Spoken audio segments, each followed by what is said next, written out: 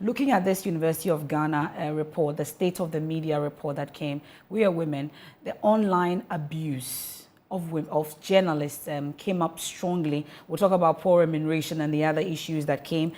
Something has touched on the security agencies and being the ones that are perpetrating these violence on journalists. But as women, as an editor, and I'm sure you have women under you working amongst others, let's talk about online abuse of journalists in general and looking at the huge ratio when we talk about women enduring this kind of, abuse when it comes to the line of your work. What would you say about it?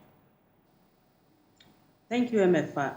In this, in the line of our work, when it's a woman and the story is even valid, people start with the fact that you're a woman, and so you may not merit that, should I say, support that a man should get.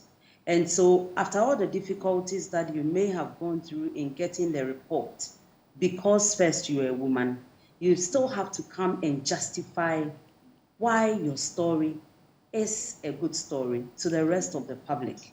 So when it happens that way, you are now going to double check, triple check, do everything. You come out and nobody seems to want to give you that validation that you can do it right just because you're a woman. Now, these online attacks happen very often now.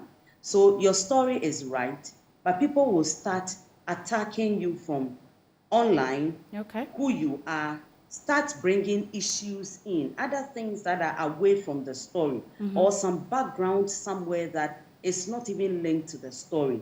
And when they start doing that, you look at yourself. If you don't have a strong bone to be able to stand it, you will, in fact, you collapse. And then you withdraw the story. Yeah. And that in itself does not augur well for us, because if a woman is able to go through the process and get the story, I don't think it is right for the woman to be questioned again, more than a man will be questioned, or a woman should be abused just because she is a woman. And when these things happen, it makes us feel we don't belong here.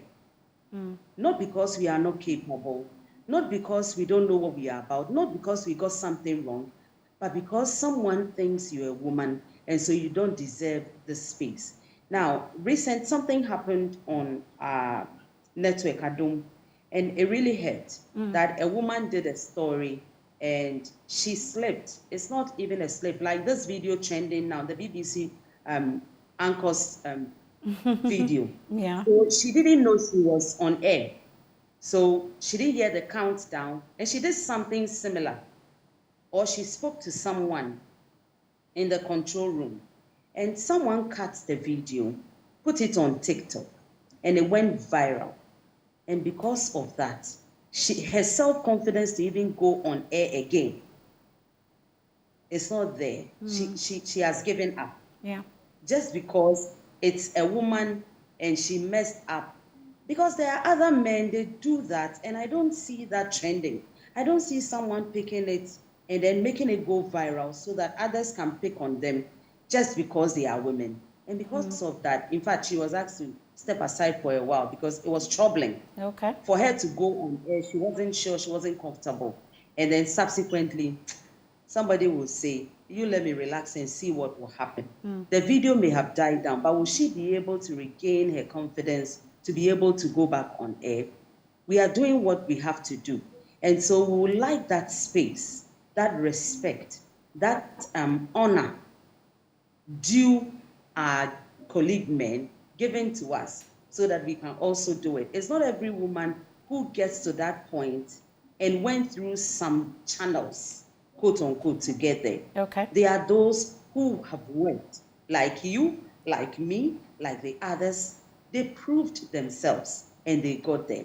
And so if there is freedom for all of us to practice as journalists, as press men, as press women, we deserve it and we have to get it.